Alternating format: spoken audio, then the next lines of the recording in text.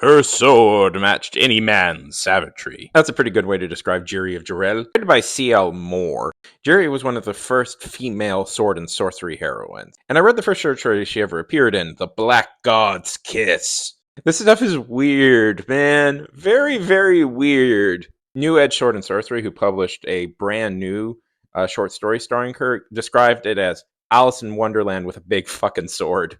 I like that description. Joiry is a warrior woman who rules over a small dominion in what is medieval France. Black God's Kiss is about her castle getting overrun by a villainous snake, Guillaume. And Joiry, to get revenge on Guillaume, travels to hell! Like actual hell. I always knew hell would be in France. The sequence where Joiry enters hell is where C.L. Moore really stretches her writing chops. It is a surreal cavalcade of intense and terrifying imagery. It's really quite something to read because it doesn't feel like hell as like just fire and stuff. It feels like the outside of what the human mind can even comprehend.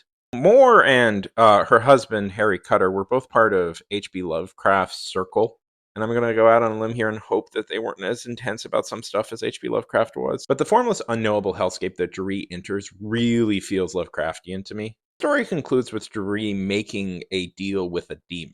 And she successfully kills Guillaume. And the payment for killing Guillaume is that as he dies, Joiry will fall in love with him. Now, the character of Guillaume is awful, a terrible, horrible individual. And fair warning, like trigger warning here, Guillaume does assault her at the beginning of the book. I don't know how I totally feel about the ending, but I do think it's an interesting ending. And it is an interesting way to deal with hell by making her fall in love with the worst man in the world. Keeping that sort of ickiness in mind, I really do suggest diving into these stories. At times it almost feels like you're reading poetry, and it's hard to get over how innately fun these sorts of things are. Recommend from me.